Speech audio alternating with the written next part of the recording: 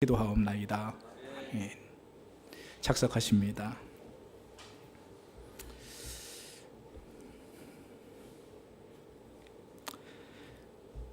본문을 보면 종이라고 하는 말이 나옵니다. 종.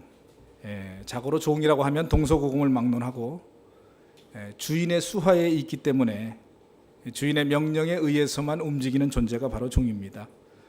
물론 시대와 또 지역에 따라서 조금씩 차이는 있지만, 그래서 이제 어떤 때는 좀 종이 좀 자유를 좀 누린 적도 있고요. 그리고 어떤 때는 좀 인격적인 대우를 받은 적도 있습니다. 그렇지만 그렇다고 해서 종이 주인의 말을 거부하거나 아니면 종이 높은 위치에 올라가거나 할 수 있는 것은 아닙니다. 뿐만 아니라 종이 분수를 지키지 못하고 주인에게 도움되는 일을 하지 못하고 또 주인에게 좀 뭔가를 좀 했다고 해서 많은 포상을 요구하거나 아니면 더 많은 것을 받으려고 하는 것은 종의 바른 자세가 아닙니다. 최근에 드라마 중에서 정도전이라고 하는 드라마 보셨죠? 거기 보면 개국 조선 초기에 그런 이야기들이 많이 나오는데, 야사에 보면은 태조 이성계의 다섯째 아들인 이방원이가 정권을 잡기 위해서 많은 사화를 일으켰어요. 많은 난을 일으켜가지고 많은 사람이 죽었습니다. 얼마나 그가 권력을 많이 휘둘렀냐 하면, 이방원의 종들은요, 길거리에 지나가다가 양반이 툭 건드리면 양반한테 얘기합니다. 양반날이 내가 누군지 아십니까? 그럼 양반이 네가 누군데? 네 놈이 누군데? 이렇게 하죠. 종이니까. 상놈하고 양반 구별되지 않습니까? 그러면 제가 이방원 대감의 종입니다. 그러면 그 자리에서 아무 소리 안 하고 그냥 갔다는 거예요. 내가 이방원 대감의 종입니다. 그러면 거기 있는 양반들도 다 꼼짝을 못했다는 거예요. 그 정도로 권력을 행사했던 적도 있었어요. 그런데 그 종들이 워낙 하늘 높은 줄 모르고 권세를 휘두르다 보니까 나중에 무슨 싸움 일어나가지고 양반들 다 죽이고 어떻게 하면은 꼭 죽인 양반들의 그 아내하고 딸들을 겁탈하고 그런 짓을 많이 했다는 거예요. 그러니까 분수를 모르고 그렇게 날뛰니까 그 종이 이방원이 전쟁터에서 죽을 뻔할 때 그때 구해주고 했던 그런 종임에도 불구하고 결국은 죽일 수밖에 없었다라고 하는 그러한 야화가 흘러나오고 있습니다. 종은 종다워야 됩니다. 종이 아무리 큰 일을 하고 주인의 목숨을 구하고 큰 일을 했다 하더라도 종이 종답지 못하고 분수를 모르면 결국은 비참한 죽음을 당할 수밖에 없다는 것입니다.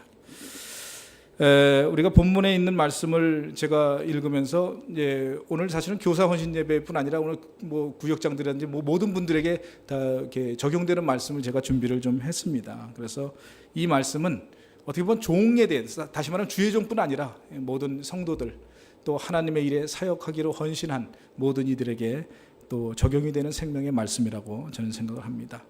본문에 있는 내용은요, 누가복음 17장 1절부터 10절까지 있는 내용을 통해서 예수님께서 이제 예루살렘에 들어가시기 바로 전에 제자들에게 마지막으로 제자도에 대해서 가르쳐주고 있는 그런 장면입니다.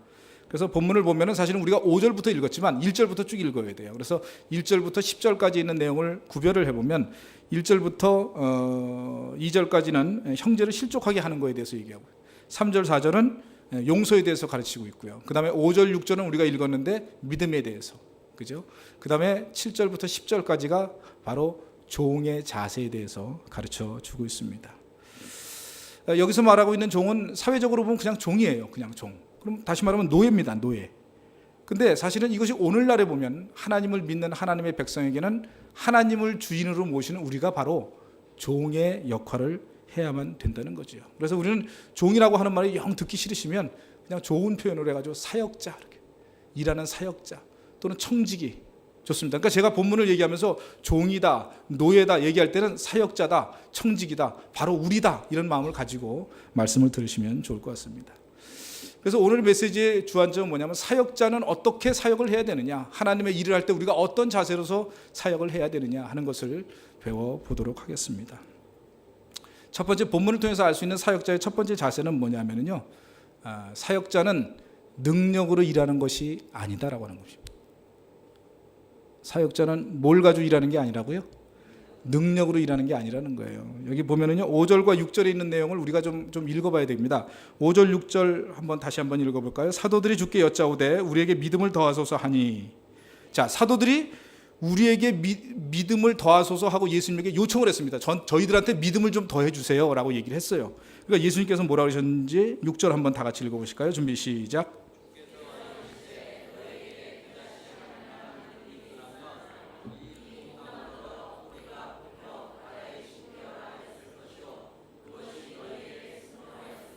자, 우리가 본문을 많이 알고 있는데 이 본문에 있는 말씀을 가지고 우리가 알 수 있는 건 우리가 겨자씨만한 믿음이 있으면 큰 일도 한다 이렇게만 우리는 알고 있는데요. 그 전에 우리가 본문을 자세히 좀 살펴볼 필요가 있어요. 이 얘기는 어떻게 나온 거냐면 제자들이 저희들한테 믿음을 더해 주세요. 그러니까 너희에게 겨자씨만한 믿음만 가지고 있었더라도 뽕나무더러 들려가지고 바다에 던지우라 해도 그렇게 됐다라고 얘기한다는 것은 믿음을 더해달라고 하는 질문에 대해서 예수님이 더해주겠다는 거예요? 더해주지 않겠다는 거예요? 잘 모르시겠습니까? 이 얘기는 뭐냐면 너희에게 믿음을 더할 필요가 없다는 거예요. 너희에게 겨자씨만한 믿음도 없느냐 이거예요. 그것만 있으면 어떤 일이든지 할 수 있는데 무슨 믿음을 더하라고. 그냥 쉽게 얘기하면 믿음은 됐고. 왜 이런 얘기가 나오냐면 우리가 본문에 있는 말씀을 그 한 구절만 보고 얘기하면 안 되고요. 앞뒤 문맥하고 같이 얘기를 해야 됩니다. 지금 제자도에 대해서 얘기를 하고 있어요. 그럼 제자들은 어떤 것을 가지고 있냐면 너희가 내 제자가 되려면 이러이러해야 된다 하면서 얘기합니다. 그러면서 실족해 하면 안 된다. 그리고 큰 능력도 물론 행했어요. 그리고 용서도 해야 된다. 그러니까 제자들이 주님 다 좋은데요. 주님 제자 되려면 우리가 능력이 있어야 되지 않겠습니까? 그래서 여기서 말하는 믿음을 더해달라는 것은 능력을 더해달라는 거예요. 왜 그러냐면 예수님께서 보세요. 예수님께서 요거보다 조금 전에 나중에 이제 앞부분을 보면은 15장인가 거기 보면은 변화산성에 올라갑니다. 높은 산에 올라가지고 제자들과 함께 올라갔다 내려오니까 9명의 제자들이 그 귀신 들린 아이를 병을 고치려다가 못 고쳤어요. 그러니까 예수님께서 그 아비가 와가지고 우리 아이 병 좀 고쳐주세요. 당신 제자들이 지금 병을 못 고치고 있습니다. 그러니까 이 믿음이 없는 세대요 그럽니다. 예수님께서. 이 본문에서는 누가복음에서는 믿음이 없는 세대요 이렇게 얘기하지만 또 마가복음에서는 뭐라고 얘기하냐면 좋다. 그럼 내가 가서 고쳐주리라. 그러니까 주님 할 수만 있으면 이렇게 얘기하니까 할 수 있거든요. 무슨 말이냐. 뭐라 그러시죠? 믿는 자에게는 능치 못함이 없다. 그러면서 병을 고쳐주셨어요. 그 얘기는 뭐냐면 믿음은 곧 뭐라고요? 능력이라는 거예요. 예수님께서 회당장 야이로의 딸을 고칠 때도 뭐라 그랬냐면 내 딸이 죽었습니다. 그러니까 믿기만 하라. 그래야 하면 살 것이다. 예수님이 가는 곳마다 병을 고치거나 아니면 죽은 자를 살릴 때 믿음에 대해서 얘기를 했어요. 그러면 제자들은 뭐냐면 그 믿음에 대해서는 뭘 가지고 생각을 했냐. 믿음은 곧 능력이라는 거예요. 능력. 주님, 저희들이 주님의 제자 되려면 능력이 있어야 되지 않겠습니까? 그러니까 저희에게 믿음을 더하여 주세요. 하니까 주님께서 너희에게 겨자씨만한 믿음만 있어도 이 뽕나무더러 바다에 던지우라 해도 그렇게 될 것이요. 딴 데는 뭐 산을 들어가지고 바다에 던지우라 해도 그렇게 될 것이요. 작은 믿음만 있어도 되니까 그건 너희에게 중요한 것이 아니라는 거예요. 그러니까 우리가 주님의 제자가 되기 위해서는 믿음과 능력만 가지고 하는 것이 아니라 그거 외에 다른 것이 필요하다고 얘기를 하는 거예요. 근데 많은 분들이요 주의 일을 하면서 뭘 생각하냐면 믿음을 요구합니다. 능력을 요구합니다. 저에겐 재능이 없어서 못해요. 뭐 일 맡기면 저는 그거 못해요. 능력이 없어서 못해요. 그 능력 중에서는요 우리가 가지고 있는 재능도 있지만 시간 낼 수 있는 능력 그것도 얘기합니다. 그죠? 그리고 뭐 좀 수고해야 되는 것 때문에 내가 내 일을 못할 때 그때 전혀 능력이 없어서 못해요 이렇게 얘기합니다. 근데 여러분 종이 주인에게 저 능력이 없어서 못해요 이렇게 얘기하지 않습니다. 우리는 하나님의 사역은 능력 가지고 하는 게 아니라고 하는 사실을 기억하시기 바랍니다. 그래서 본문에 있는 말씀은 사실은 뒷부분하고 연결되어 있어요. 능력은 됐고 능력이 중요한 게 아니다는 거예요. 그거 가지고 사역하는 게 아니라. 그러면서 뒤에 뭘 얘기하냐면 너희의 마음 자세가 더 중요하다. 그래서 두 번째 우리가 하나님의 사역을 위해서는 어떻게 해야 되느냐. 여기 7절부터 8절까지 나와 있는 내용이 철저한 헌신을 해야 돼요. 철저한 헌신. 뭘 해야 된다고요? 철저한 헌신. 여기 철저한 헌신의 예를 지금 보여주고 있습니다. 지금 여기 있는 비유의 말씀을 얘기하고 있는데 제가 쉽게 얘기할게요. 어떤 사람의 종이 있어요. 근데 그 종이 밭에서 일하고 왔습니다. 또는 밭에서 일을 했던 아니면 양을 치고 왔던 뭐 어쨌든 밖에서 열심히 일을 해가지고 오후에 일을 마치고 돌아왔어요. 얼마나 힘들고 지쳤겠어요. 뜨거운 떼약볕에서 농사를 졌든 아니면 양을 쳤든 아니면 그리고 왔어요. 지쳤는데 주인이 야 밖에서 일했으니 너 정말 수고했다. 그러니까 쉬면서 가서 밥이나 먹어라. 이렇게 하지 않는다는 거예요. 주인이 뭐라 그러냐면 야 너 왔어? 잘 됐어. 일로 와. 나 지금 밥 먹어야 되니까 빨리 밥 차려. 그리고 밥 차리고 난 다음에 밥 차렸으면 됐어. 가. 이게 아니고 밥 차리고 난 다음에 내 옆에 가만히 있어. 여기 있는 얘기 그거예요. 수종들란 얘기가 뭐냐면 옆에서 계속해서 필요한 대로 다 요구하는 거대로 다 듣는 거예요. 그래서 밥 다 먹을 동안 야, 물 좀 갖고 와. 그럼 얼른 물 갖고 오고. 옆에서 가지고 계속 있는 거예요. 그런 다음에 밥을 다 했으면 자, 이제 치워. 이제부터 너 마음대로 해. 다 끝나고 난 다음에 일이 다 끝나고 난 다음에 그 다음에 마음대로 하라고 얘기를 하고 있는 거예요. 야, 여러분 여기 있는 본문에 있는 내용을 보면은 우리가 이제 만약에 종의 입장이라고 보면 조금 어떤 생각이 드냐면 약간 반감이 들어요. 아, 주님 너무하시네. 아니 좀 힘들게 일했는데 좀 쉬어야지요. 주인은 뺑뺑이 놀고서 뭘 이렇게 얘기할 수 있어요. 여기 있는 내용은요, 주인의 입장에서 종에게 이렇게 막대해도 된다라고 하는 것을 가르치려고 하는 것은 아닙니다. 여기는요, 주인의 입장에 대한 얘기가 아니고요, 종이 어떠한 것인가를 가르쳐주기 위해서 하고 있는 거예요. 특별히 여기 있는 종과 주인의 관계는요, 예수님이 종한테 그렇게 한다는 얘기가 아닙니다. 여기 있는 주인은 그 당시에 일반적인 사회의 풍습을 얘기해요. 일반적으로 그랬다는 거예요. 일반적으로 주인은요, 절대로 종에게 놀 시간을 주지 않습니다. 그래서 이때는 다 그랬어요. 그러니까 그걸 얘기하는 거지, 예수님께서 우리에게 그러신다, 또는 하나님이 우리에게 그러신다, 그 얘기를 하는 게 아니에요. 근데 종은 그렇더라도 기꺼이 받아들이고 헌신할 수 있는 마음 자세를 가지고 있어야 한다. 그거를 얘기하고 있는 것입니다. 그게 종입니다. 그게 종. 그러니까 이제 여러분들, 우리는 종이라고 하는 개념에 대해서 종은 무조건 주인이 시키면 그 앞에 굴복하고 복종하고 순종하는 것, 이것이 바로 종이다라고 하는 마음을 가지셔야 됩니다. 여러분들이 얼마 전에 그 텔레비전에서 아주 그 뉴스에 아주 끔찍한 사건이 하나 나왔는데요. 여러분이 우리 2014년도에는 우리가 키워드가 뭐였냐면, 뭐 전반기에는 우리 세월호 얘기가 좀 많이 있었고요. 그 다음에 2014년도 후반기에는 이른바 그 땅콩 회항으로 인한 그 갑질력, 뭐 이렇게 갑질, 하여튼 뭐 갑질의 횡포가 굉장히 키워드가 됐었어요, 작년 한 해. 근데 금년에 들어와 가지고요, 키워드가 뭐냐면 폭력입니다. 폭력. 저는 금년 들어와가지고 폭력의 얘기가 굉장히, 사실은 작년부터 좀 얘기가 좀 많이 있었어요. 뭐 토막살인이라든지, 뭐 가방 속에 뭐 시신 등, 가만히 보니까 인천이 좀 많이 있었어요. 근데 우리 동네는 좀 아닙니다. 그러더니 이번에 또 인천에서 또 일이 있었어요. 얼마 전에는 안산에서 그 뭐 인질범, 그 어린 그 의붓 딸까지 뭐 못된 짓 하고 죽이고 뭐 이런, 그래서 인질범 얘기 나오고요. 아, 그러면서도 본인은 자기 잘못을 인정하지 않잖아요. 그걸 굉장히 놀랐거든요. 요즘 시대가 그렇습니다. 근데 최근에 들어가지고 완전히 아주 극에 극을 당하는 게 이제 CCTV에 찍힌 그 아동 폭력. 야, 이게 인천 송도에서 일어난 일이거든요. 송도하고 우리 동네는 조금 멀어요. 조금 멀어요. 다리를 한참 건너가야 되기 때문에 좀 멉니다. 아, 근데 이 교사에 의해서 저질러진 이 폭력은요, 정말 놀랍지 않습니까? 여러분, 그게요, CCTV에 나왔으니까 망정이지, 안 나오고 그냥 애가 맞았는데 얼굴이 좀 벗다 그러면, 아, 선생님 좀 심하게 때렸나 보다. 그냥 심하게 때렸나 보다. 그거 그냥 뭐 고소까지도 못 갈 수도 있어요. 그렇잖아요. 뭐 뚜렷한 증거도 없고.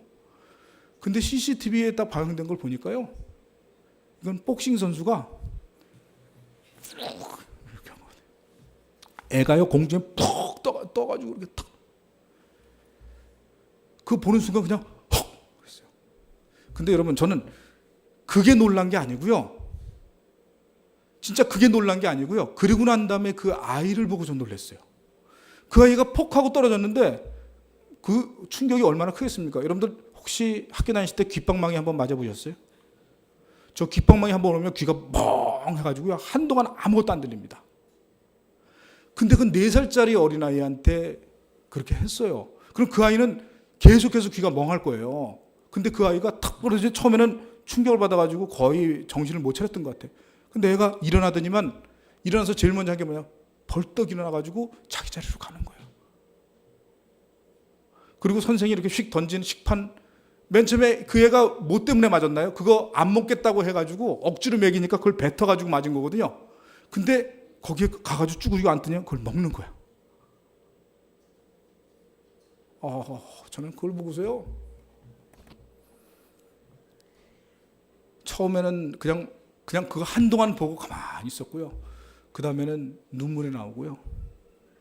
그 다음에는 막 소리를 지르고 싶었어요. 진짜 이 세상에 이런 경우가 어떻게. 근데 그 옆에 있는 다른 애들 봤죠. 다른 애들은 가만히 있다 그 장면을 보니까 슬금슬금 지들끼리 모여. 그럼 무릎 꿇고 있어. 그럼 눈치를 슬슬 봐.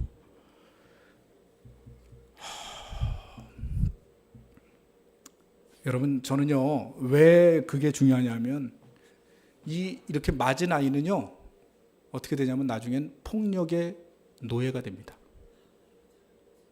제가 지금 종 얘기를 하면서 왜 이 얘기를 하냐면 얘는 폭력의 종이 돼요. 그럼 이 아이가 자라고 난 다음에 커서 두 가지 방향으로 합니다. 첫째는 뭐냐면 폭력 앞에 아무 짓도 못하는 거예요. 누가 주먹만 있으면 꼼짝 못하고 그 앞에 설설설설 기고요. 뭘 하려고 하더라도 폭력만 있으면 걔는 꼼짝없이 아무것도 하지 못하는 그런 아이가 되거나, 또는 반대로 폭력이 최고라는 걸 어려서 봤거든요. 폭력 앞에 아무것도 안 통한다는 걸 봤거든요. 폭력이 진리예요. 그러니까 폭력을 쫓아요. 그 폭력을 얻으려고 해요. 힘을 얻으려고 해요. 그러다 보면 이 아이는 둘 중 하나, 폭력 앞에 완전히 기어가지고 아무것도 못하는 아이가 되거나, 아니면 폭력이 최고다, 폭력만 쫓고 폭력으로 자라고. 그래서 그 폭력 아버지가 있는 집에 아들들이 특히 폭력적인 아들이 되는 게 그거예요. 보니까 주먹 앞에 엄마도 꼼짝 못하고 다 꼼짝 못하거든. 그러니까 그게 최고인 줄 아는 거예요. 그러니까 폭력을 배우는 거예요. 그러니까 이 아이들은 그렇게 될 가능성이 굉장히 높아요. 물론 이게 텔레비전에서 보고 좀 교육을 하니까 그렇게는 안 되겠지만, 그래서 폭력이 종이 된다는 겁니다. 여러분, 폭력의 종이라고 하는 것이 뭘 얘기하는 거냐면 폭력이 최고라고 여기고 폭력 앞에 굴복되고, 그리고 내가 폭력을 가졌으면 그 다음에 눈에 뵈는 게 없어요. 다 그냥 내 맘대로요. 그러니까 거침이 없고 죄책감이 없고, 그래서 안산에서 일어난 그 친구도 바로 그 폭력의 종이 된 사람이에요. 대신 그 친구는 폭력을 얻어가지고 그 폭력을 마음껏 휘두르는, 그래서 폭력 앞에 걸리는 게 하나도 없잖아요. 그러니까 누가 뭐라 해도 아니 걔가 나를 자극해서 내가 죽였어. 내가 힘이 있는데 뭐 나는 힘이 있으니까 최고지 뭐. 그러니까 남들이 날 건드리면 건드린 게 잘못이에요. 왜? 힘 있는 사람인데 왜 날 건드려? 그러니까 죽이는. 그게 폭력의 노예가 된 사람들의 특징입니다. 물질의 종이 된 사람들은 어떻습니까? 물질의 종이 된 사람, 물질 가진 사람 앞에서는 쏙쏙입니다. 근데 자기가 물질을 갖잖아요. 그러면 눈에 뵈는 게 없어요. 돈 가지고 다. 그 땅콩 회항의 그 조이나 똑같은 거예요. 물질을 가지고 있으니까 눈에 뵈는 게 없어요. 인격이고 뭐고 다 보이지 않습니다. 나중에 알고 보니까 지가 틀렸대요. 나중에 알고 보니까 자기가 틀렸는데도 왜 그때 아무 소리 안 했어? 뭐 네가 돼. 뭐 그러면서 막 승질하니까. 그러니까 자기가 힘이 있으니까, 물질이 있으니까 나머지 다 배이지 않는. 그게 물질의 노예가 된 겁니다. 그러니까 물질 앞에 굴복되는 것만 노예가 아니라 물질을 가지고 마음껏 휘두르는 것도 노예예요. 이게 자꾸 나쁜 쪽으로만 보니까 그런데 좀 좋은 쪽으로 약간 좀. 사랑의 노예는 뭡니까? 사랑의 노예. 사랑하는 사람의 말을 하면 그냥 펑펑 죽습니다. 그 앞에서 난 내가 기뻐하는 일이라면 뭐든지 할 수 있어. 네가 기뻐하는 일이라면 다 해요. 뭐든지 합니다. 근데 그 사랑하는 사람이 나를 인정해 준다고 하면 또 뭐든지 다 합니다. 사랑하는 사람 앞에서. 그리고 그 사랑을 얻기 위해서 무슨 짓이든지 해요. 그러니까 지금 얘기한 것 별로 다 안 좋네요. 근데 여러분들 예수님의 종이 돼 보십시오. 예수님의 종이 되면요, 예수님이 말씀하시면 다 좋아요. 어떤 일이든지 다 할 수 있습니다. 주님을 위하여 목숨까지도 바칠 수 있습니다. 그리고 주님께서 이렇게 해라 그러면 그러면요. 그럼 물질의 노예, 폭력의 노예, 또 눈먼 사랑의 노예는 되지 마시고요. 바로 예수님의 종이 되시기를 주의 이름으로 축원합니다. 주님만 보면 너무 좋아요. 너무 마음에 들어요. 그래서 종이라고 하는 것은 뭐냐면 주인이 시키면 그 일을 기꺼이 하는데 그냥 하는 게 아니고 정말 좋아서 하는 거예요. 좋아서 할 수 있는 믿음, 그런 믿음이 바로 주님의 제자로서의 삶이고요. 주님의 사역자로서의 삶이라고 하는 사실을 기억하시기 바랍니다. 그래서 그 일을 위해서 시간 쓰는 것이 아깝지 않아야 돼요. 시간 쓰는 게. 여러분들 어떤 분들은 저 주님 사랑합니다. 그리고 주님의 일을 하고 싶습니다. 근데요 너무 바빠요. 너무 바빠서 못해요. 그러면서 이제 가끔가다 그래요. 목사님은 그게 직업이니까 그렇게 하시지만 우리는 딴 직업이 있잖아요. 막 이러시는 분들이 있어요. 여러분 뭐 그래서 어떤 분들은 저한테 와가지고 뭐라 하냐면 목사님은 주일날만 일하지 않습니까? 그러더라고요. 주일날만 일하는 줄 알아요. 왜냐하면 주일날만 보니까. 아이고. 여러분 사역은요. 이제 두 가지 종류가 있어요. 매일매일 똑같은 일을 거의 반복하다시피 하고 마지막 날에 하루 쉬는 그런 사역이 있는가 하면 어느 한 날에 집중해가지고 처음부터 끝까지 계속 그 준비를 하는 그런 사역이 있어요. 물론 목사님은 후자에 속합니다. 그래서 주일이 집중돼 있어요. 그러니까 사역의 거의 한 50%가 주일이에요. 근데 주일날만 일이 있느냐? 그게 아니에요. 저희는 이제 적은 교회니까, 미자립 교회니까 저희가 이제 또 부교육자도 없어요. 제가 맨 처음에 이제 우리 친구 목사한테 이제 이런 얘기 하는데 그 당시에 그 목사님은 이제 학생이었었고 저는 이제 목회를 하고 있었고 하니까 친구 목사님 이 목사 설교 얼마나 해? 그러더라고요 저한테. 설교? 일주일에? 그러니까 기본적으로 새벽 예배 합니다. 새벽 기도회를 6번 하고요. 수요일 날 하고요. 금요일 날 하고요. 그리고 주일 날 오전 오후 하고. 적어도 10번은 하네 그랬어요. 10번. 그러니까 픽 웃어요. 그래서 왜 웃냐 그랬더니 그럼 설교가 굉장히 질적으로 떨어지겠는데 막 이렇게 얘기를 하는 거예요. 설교가 질적으로 떨어지겠. 왜? 생각을 해보세요. 10편의 설교를 일주일 동안 준비하려면요. 사람 진이 다 빠집니다. 못해요. 그런데다가 우리가 주일 설교는요. 그냥 대충 하루에 준비해가지고 되는 게 아니에요. 그러니까 이 목회자가 설교 준비만 하는데도 사실은 일주일 동안 정말 정성만 있다면 다 쏟아야 돼요. 다 쏟아야 돼요. 근데 그것만 있나요? 신방해야죠. 또 뭐 목장 예배 같은 것도 가야죠. 그런데다가 갑자기 뭐 성도가 어디 아프다 병원에 어떻게 됐다 그러면 또 병원 가야죠.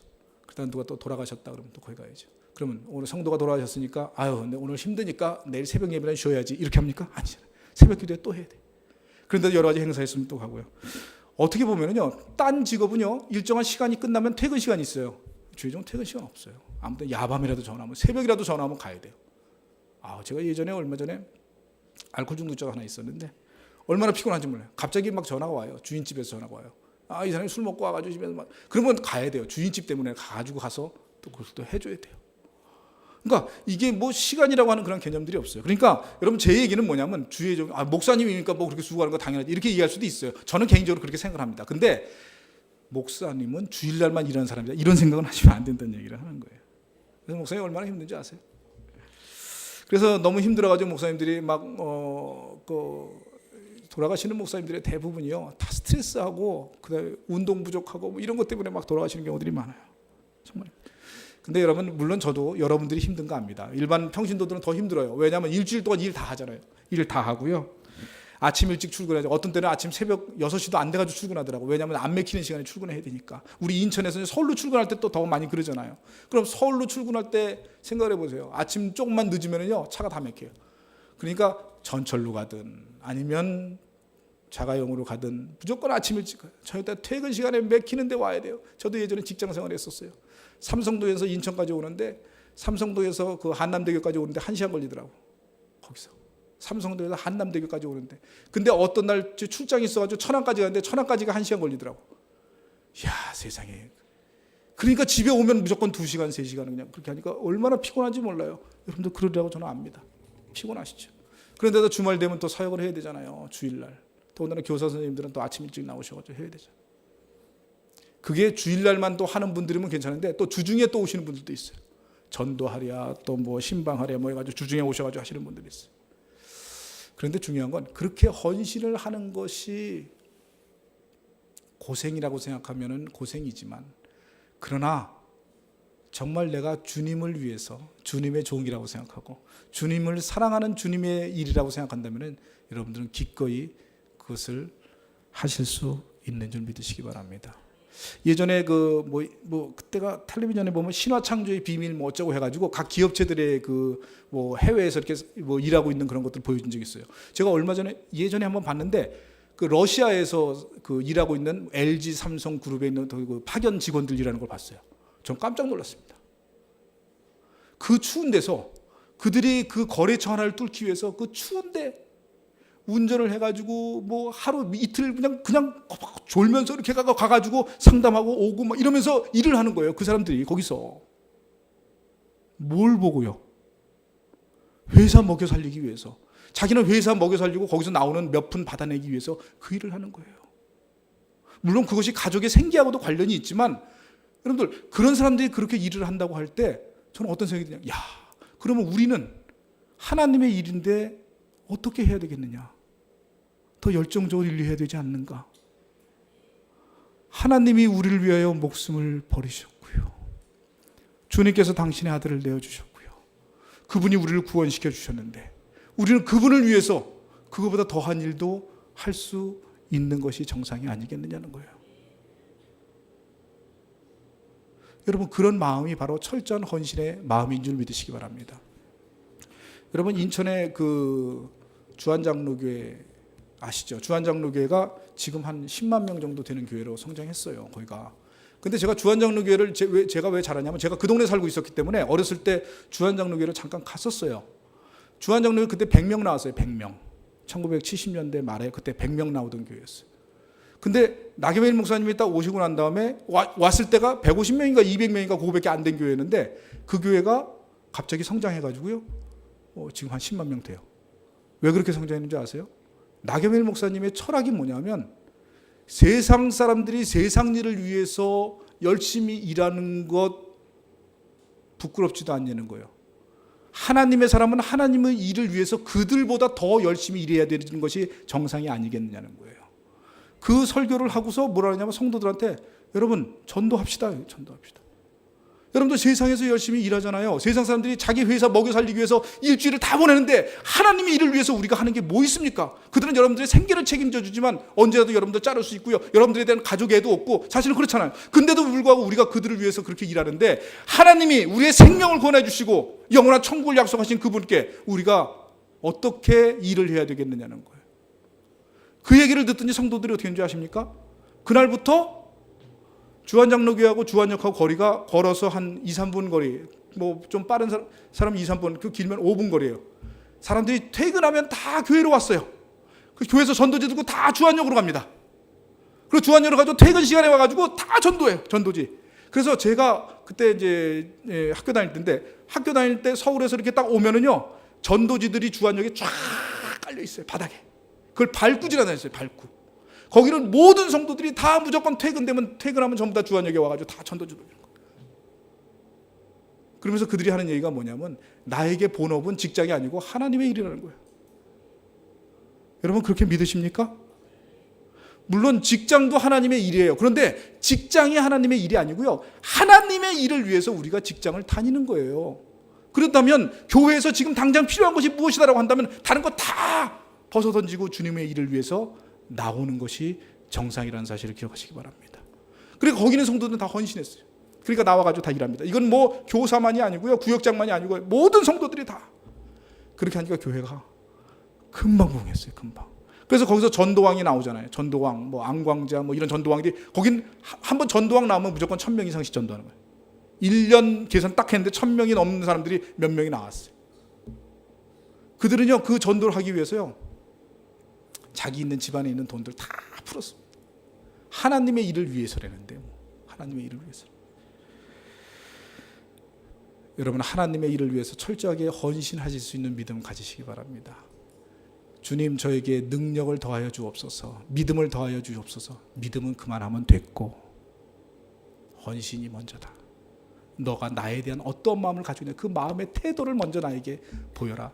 주님께서는 말씀하시는 줄 믿으시기 바랍니다.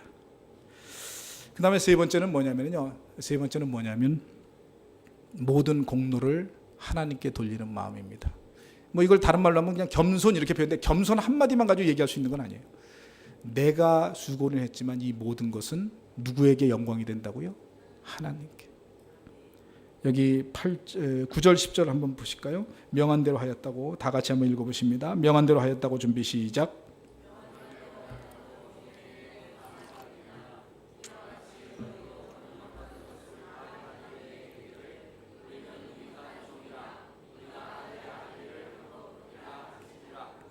자, 우리 앞에서부터 좀 이어집니다. 뭐냐면, 자, 지금 밥 다 먹고 나서 이렇게 다 치우라 그랬어요. 그래가지고 이제 종은 다 치웠습니다. 자, 명한 대로 다 했어요. 그렇다고 주인이 종에게, 야, 수고했어, 너 수고했으니까 하고 주머니에서 해가지고 사례를 하는 거예요. 여기서 감사하겠느냐? 근데 옛날 성경에는 사례하겠느냐 이렇게 나와 있어요. 어우 고맙다 이렇게 안 한다는 거예요. 물론 이게 주님의 얘기가 아닙니다. 그 당시에는 주인과 종의 관계가 그랬다는 거예요. 그건 당연한 일이니까 당연히 해야 할 일이라는 거예요. 그러면 종은 또 어떤 마음을 갖느냐 하면 명령받은 것을 다 행한 후에 우리는 무익한 종입니다. 여러분 여기서 무익한 종이라고 하는 것은 쓸모없는 존재라는 얘기가 아니고요. 우리는 어떤 유익을 구하지 않는 그런 존재다.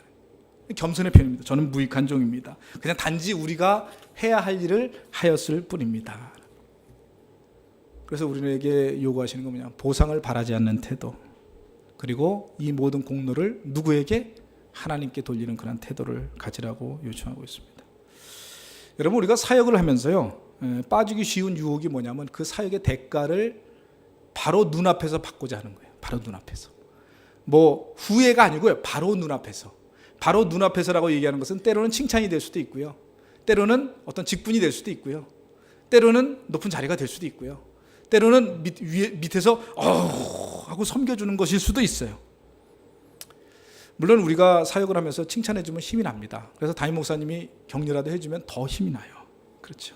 그리고 힘이 나면 또 신이 나면 더 열심히 더 봉사할 수 있는 그런 기분도 돼요.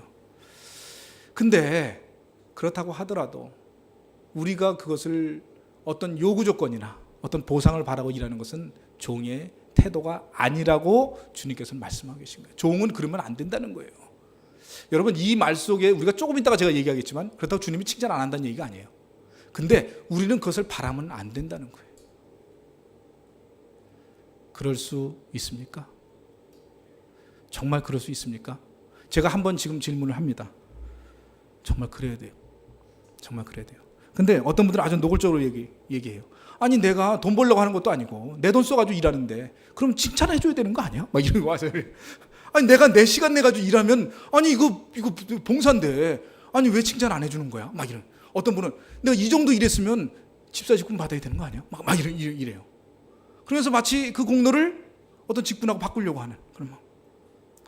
여러분 근데요 주님께서는 분명히 우리에게 칭찬해 주십니다. 칭찬해 주시는데 단 조건이요 이 땅이 아니고요 어디요? 하나님의 나라에서. 물론 이 땅에서 우리가 받을 수도 있어요. 주님께서 이 땅에서 받게끔 하는 그런 경우들도 있어요. 왜냐하면 더 많은 것을 줘야 더 많은 일을 하니까. 여러분 우리가 물질의 복에 대해서 우리가 늘 생각해야 되는 게 뭐냐면요 여러분 많은 분들이 하나님 물질의 복을 주세요. 그러면 제가 이걸 가지고 하나님의 일에 쓰겠습니다 라고 기도합니다. 그리고 말합니다. 근데 여러분 하나님은 여러분들의 마음에 물질을 받으면 하나님을 위해 쓸 것인지 자기 자신을 위해 쓸 것인지 하나님은 아실까요? 모르실까요? 정말 아신다고 믿습니까? 그러면은 하나님 물질 주세요. 제가 하나님을 위해 정말 쓰겠습니다. 근데 그때는 그런 마음이 드는데 막상 들어오면 그렇지 않을 수도 있어요. 근데요 그걸 나는 몰라. 근데 하나님은 아셔요. 너가 지금은 그렇게 얘기하지만 지금은 그런 마음이지만 나중에 그렇지 않을 걸 내가 알아. 그래서 안 줄 수도 있어. 여러분 보세요. 물질이라고 하는 것은 나를 위해서 쓴다고 하는 생각을 갖고 하나님 왜 물질을 안 주세요? 나는 하나님을 위해 쓰고 싶은데 말은 그렇게 하지만 실제로 그거 가지고 화를 내는 그 나의 마음이 물질에 대한 욕심이 있다는 거예요. 물질에 대한 욕심이다. 그 나를 위해서 쓰고 싶다는 거예요. 말로는 하나님 위해서 쓰고 남는 것 좀 쓰겠다는 건데 근데 사실은 눈은 그쪽에 가 있어요. 그걸 하나님은 아신다는 거예요. 근데 여러분이 하나님을 위해서 전 그냥 있는 대로 열심히 순종하겠습니다 하고 내가 지금 가진 거 가지고 열심히 하면은요 하나님이 이놈 보니까 열심히 하네. 주면 주는 대로 하나님께 위해서 쓰겠네. 그러면 하나님이 어떻게 해요? 계속 주시는 거예요. 그래 좀 더 써봐 하고 계속 주십니다. 계속 주셔요. 그러니까 내가 있는 거 가지고 쓰지 못하고 나중에 주님이 주시면 쓰겠습니다. 안 됩니다. 근데 내가 있는 거 가지고 열심히 섬기면 하나님이 주면 주는 대로 하나님을 위해서 쓸 사람이구나 하고는 하나님이 부어 주실 줄 믿으시기 바랍니다. 그게 이 땅에서 복 받는 비결이에요. 여러분들 복 받는 비결은요 주심을 하겠습니다가 아니고 있는 거 가지고 하세요. 그러면 하나님이 그 마음을 아십니다. 있는 거 가지고 하는 사람이니까 내가 주면 더 하겠구나. 계속해서 하겠구나. 물론 나중에 그게 막 들어오고 나면 그다음부터 욕심이 생겨가지고 안 할 수도 있어요. 그러나 어쨌든 하는 사람을 주지 전혀 하지 않고 주면 하겠습니다. 절대 안 줍니다. 왜? 주면 안 할 거 뻔히 알기 때문에. 그건 저도 알아요. 그래서 우리는 하나님께 섬길 때에 우리가 있는 거 가지고 다 섬기시기를 바랍니다. 그래서 하나님은 우리에게 그걸 주실 때에 특히 그러면서 어떻게 생각하시냐면 주님께서 뭐냐면 만약에 이 땅에서 못 주면 하나님의 나라에서 주님께서 우리에게 상급을 주실 줄 믿습니다. 그래서 이 성경에 보면은요, 그리스도의 심판대라고 하는 말인데 고린도후서 5장 10절에 보면 우리가 다 반드시 그리스도의 심판대 앞에 드러나 각각 선악간에 그 몸에 행한 것으로 따라 받는다. 주님 앞에 설 때 주님께서는 우리의 행위, 다시 말하면 우리가 하나님께 얼마만큼 섬겼느냐에 따라서 주님께서는 하늘나라에서 보상해 주시리라 믿습니다. 그런데 많은 사람들은 거기까지 가지를 못하고 이 땅에서 뭔가를 하려고 하는 그런 마음들을 갖고 있어요. 그래서 이 땅에서 내가 뭔가를 하면서 자꾸 기대하는 마음이 있어요. 속으로, 겉으로는 안 그런 척하면서 실제로 그래요. 여러분, 우리가 가지고 있는 것 하나님께 드리면서 나 자신이 영광 받으려고 하지 말고 또 그걸로 인해 가지고 대우 받으려고 하지 말고 순수한 마음으로 하나님께 섬기시기 바랍니다. 예전에 높은 뜻 숭의교회에서 목회를 하고 있었던 김동호 목사님이라고 있어요. 지금은 어느 교회인지 모르겠어요. 숭동교회인가 어떤 학교를 빌려가지고 아마 목회를 하시던 목사님인데 그분이 옛날에 영락교회 부목사였었어요. 영락교회의 부목사였다가 동안교회 하셨고 뭐 그렇게 하셨던 분이에요. 그분이 이 김동호 목사님이 영락교회에서 전도사 시절이었어요. 그때 학생부 지도교사 하던 시절이었어요. 근데 그 영락교회는 재정의 한 집사님이 한 장로님이 재정의 3분의 1을 대고 있었어요.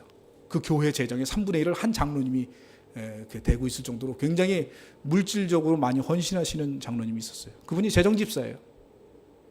그래가지고 이 전도사님이 가가지고 이제 매년 그 연초 되면 오늘처럼 이렇게 계획하지 않습니까? 이렇게 계획서 올리면서 학생부에 좀 후원 좀 많이 해달라고, 학생부에 좀 돈 좀 많이 좀 달라고 장로님한테 가서 청탁을 한 거예요. 장로님. 왜요? 그러니까 장로님, 이번에 제가 학생부 지도교사인데 우리 학생부에 돈이 많이 필요하니까 장로님 이번에 좀 재정 좀 잘 세우셔가지고 저희 학생부에 좀 많이 좀 밀어주십시오. 좀 말씀 좀 잘해주세요. 장로님 말씀이시면 다 들어주실 거 아닙니까? 라고 얘기를 했어요. 근데 그 장로님이 그 김동호 목사님, 그 당시 전도사님한테 얘기하는 거예요. 전도사님, 제가 우리 교회에서 헌금을 좀 많이 내지요. 장로님 좀 많이가 아니라 뭐 거의 뭐 한 반 정도 내시지 않습니까? 그러니까 뭐라 그러셨냐면 사람은요 돈을 많이 내든가 말을 많이 하든가 둘 중 안에 한 가지만 해야 됩니다. 둘 중 안에 한 가지만 해야 됩니다. 두 가지를 다 하면은요 문제가 생겨요. 여러분 텔레비전 요즘 무슨 공익 광고 보니까 뭐 어떤 사람에게 그 사람이 주는 사람은 선물이라고 할지 모르지만 다른 사람이 보면 뇌물일 수 있다. 그렇죠? 그런 얘기는 뭐 단합이라고 하겠지만 뭐 담합일 수 있다. 뭐 이런 그 광고가 막 나오더라고요. 우리는 순수한 마음으로 얘기할 수 있어요. 좀 돈을 많이 내시는 분이 순수한 마음으로 얘기할 수 있지만 그것이 받는 사람한테는 뭐로 다가오냐면 압력으로 다가와요. 그래도 우리 교회 재정을 책임지고 돈 많이 내시는 분인데 저런 분이 말씀하시는데 우리가 안 들어주면 어떡해? 그렇잖아요. 그러니까 그분은 아예 돈만 내지 절대로 얘기하지 않는다는 거예요. 대신 말은 다른 사람이 하는 거예요. 말은 다른 사람. 전혀 그런 거에 꺼리낌이 없는 사람. 뭐 이것이 진리다 아니다 그건 다른 얘기입니다. 그러나 중요한 건 뭐냐면 우리가 하나님의 일을 할 때는 내가 그 일을 함으로 인해 가지고 남에게 뭔가를 받으려고 하거나 그것이 권력이 된다고 하는 것을 그것을 경계해야 돼요. 그걸 두려워해야 돼요. 그래서 남들이 높이려고 하는 것을 거부해야 돼요. 근데 그걸로 인해 가지고 높임을 받는다고 하는 순간 우리는 벌써 잘못된 길로 가게 되는 거예요. 예전에 미국의 윌로 크릭 교회의 담임 목사님 빌 하이벨스 목사님이라고 미국에서 크게 사역하시는 목사님이십니다. 영향력이 큰 목사님, 한 3대 목사님 그 정도 돼요. 그분이 한국에 왔어요. 그래가지고 한국에 와가지고 강연회를 하는데 그때 윌로 크릭 교회의 그 어떤 시스템에 대해서 강연회를 하는데 그때 특송을 누가 했냐면 그때 그 사모가 누구죠? 지난번에 했던 그 찬양 가수, 복음 가수가 와가지고 찬양을 했어요. 근데 찬양을 하면서 무슨 찬양을 했냐면 그 축복성 있지 않습니까? 때로는 너의 곁에 하면서 이렇게 그 사람을 이렇게 가리키는 그런 걸 했어요. 그분은 그 내용을 몰라요. 그게 그 외국곡이 아니니까. 막 자기를 가리키니까 그분이 막 이러는 거예요. 막 이러는 거예요. 그게 뭐냐면 자기를 높이려고 하는 것처럼 보였다는 거예요. 그게. 그분을 절대로 그러면 안 된다는 거예요. 절대로. 거기에 그 사람이 비록 큰 교회 목회를 하고 있고 그리고 영향력이 있는 사람인 건 분명하지만 그걸로 인해 가지고 이렇게 되는 거, 그걸 경계해야 된다. 그걸 거부하는 거. 우리가 뭔가 좀 일 좀 하고 좀 사역 좀 하고 그러면은요, 인간의 본성은요 자꾸 높아지려고 하는 그런 본성이 있어요. 입으로는 뭐라 그러냐면 참 훌륭하십니다, 뭐 어떻습니다. 이게 뭐 제가 한 건가요? 다 하나님이 하신 거죠. 말은 그렇게 해요. 근데 속으로는 그 하나님이 아무한테나 이거 다 주시는 줄 아세요? 나니까 그래도 주시지. 이런 마음이 속에 항상 있는 거예요. 이거 하나님이 다 하신 거예요. 근데 하나님이 하셨다고 말은 하면서도 속으로는 그래도 나니까 하나님이 나에게 주셨지. 그래도 나니까 이 정도까지 할 수 있지. 아무한테나 이렇게 할 수 있는 것은 아니지. 라고 하는 마음이 우리 마음속에 싹트고 있을 수 있다는 것을 기억하시기 바랍니다. 그래서 사도 바울은요, 사도 바울 같이 일평생 주님을 위해 헌신한 사람도 고린도전서 9장 27절에 보면 내가 자기 몸을 쳐서 복종시킨다고. 자꾸 왜 복종시키겠어요? 자꾸 삐죽삐죽 튀어나오려고 그러거든. 내가 자꾸 삐죽삐죽 나오려고 그러는 거예요. 자기 자신 높아지고 싶은 마음이 있는 거예요. 그리고 교만해지고 싶은 마음이 있으니까 자꾸 자기를 쳐서 복종시키는 거예요. 혹시 내가 이러다가 하나님으로부터 잘려가지고 사역을 못할까 봐. 너 됐어. 너의 마음이 그 정도면 이제 너를 더 이상 못 쓰겠다. 보세요, 여러분들, 우리가 하나님의 사역을 위해서 순수한 마음으로 헌신할 때 하나님은 쓰시지, 나중에 어느 정도 해가지고 좀 높아지려고 하고 내가 삐죽 나오면 그 다음부터는 그 영광을 자기가 가로채는데 하나님이 그에게 일을 주시겠어요? 안 주시죠. 근데 우리는 자꾸 그럴 수 있다는 거예요. 여러분, 우리가 하나님 앞에 열심히 일하면 일할수록, 남들에게 인정받으면 인정받을수록 자기 자신을 늘 경계하는 마음을 가지시기를 바랍니다. 저는 우리 성도들한테 가끔 가다가 설교하면서 그 얘기를 해요. 지금 똑같은 얘기를 해요. 이렇게 얘기하면서, 여러분, 제가 지금은 겸손하지요? 겸손하다고 얘기하는 것도 교만한 건가요? 제가 겸손하죠.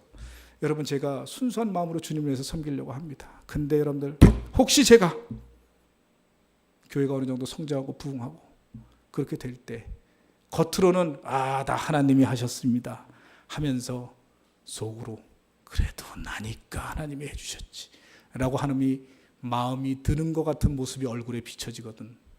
조용히 와서 저한테 얘기해 주세요. 목사님 몇 년 몇 월 며칠 설교 때 이렇게 말씀하셨습니다. 왜 제가 그렇게 얘기하는 줄 아세요? 이 세상에서 가장 못 믿을 존재가 납니다. 내가 주의 종이든 아니면 평신도든 아니면 교사든 사역자든 간에요, 이 세상 가장 못 믿을 존재는 나예요. 내가 그래도 나는 괜찮아 라고 하는 순간 더 못 믿을 존재가 돼버려요. 누구나 다 그런 길을 갈 수 있습니다.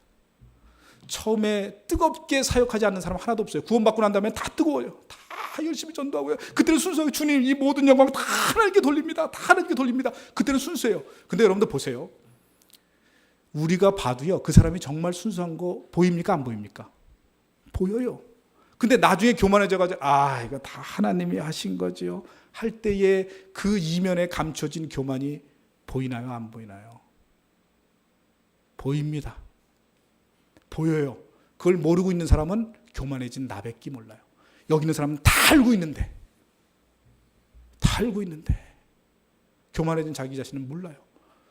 전 텔레비전에서 가끔 가다 보면은요, 정치인들 얘기하는 거 들어보죠. 여러분, 정치인들 말 얼마나 믿습니까? 정치인들 말은요, 한 10%만 믿으면 돼요. 나머지는 다 마음에 없는 얘기들입니다. 또 어떤 사람은 마음은 있지만 당론 때문에 할 수 없이 그렇게 얘기하는 사람도 있어요. 근데요, 앞에 나와서는 자신만만해요. 진짜 내 마음인 것처럼 얘기해. 어쩜 그렇게 뻔뻔스럽게 얘기하는지 몰라. 아주 정치인들만 보면 저도 속이 뒤집혀요. 근데 그럴 수밖에 없는 환경이긴 하지만, 근데 그들은요, 자기 자신이 남을 속이고 있는 걸 또 이 사람들이 속고 있다고 믿고서 지금 그렇게 하고 있어요. 진짜 정말 놀라울 일이에요. 그런데 사람들이 봐도 아는데 하나님은 모르실까요? 하나님은 아십니다. 하나님은 다 아십니다. 여러분, 우리가 하나님의 사역하는 거 그것 때문에 힘들고 어렵고 고통스럽고 때로는 나의 시간, 나의 물질, 나의 마음이 상하는 일들도 많이 있어요. 그러면서 그 사역하는 게 얼마나 힘든지 압니다. 저도 압니다. 저도 그런 일 당하고 있으니까. 저도 그렇게 힘들게 사역하고 있으니까 특히 직장 생활하고 이렇게 하면서 시간 내서 하시는 분들 그 고통을 압니다. 근데요, 주님은 모르실까요? 더 잘하십니다. 주님은 더 잘하십니다. 주님께서 나를 위하여 당신의 몸을 버리시고 우리를 하나님의 백성 삼아 주셨는데 우리가 주님 위해서 헌신하는 것이 무엇이 아깝겠습니까? 우리가 주님 앞에 온전한 사역자, 능력이 아니고요, 우리가 철저한 헌신, 그리고 모든 영광을 하나님께 돌리는 그러한 사역자의 자세, 종의 자세를 가지고 섬기시고 사역하시고 또 하나님의 귀한 사역 감당하시는 여러분들이 되시기를 주님의 이름으로 축복합니다. 기도하십니다. 은혜로우신 하나님 감사합니다. 오늘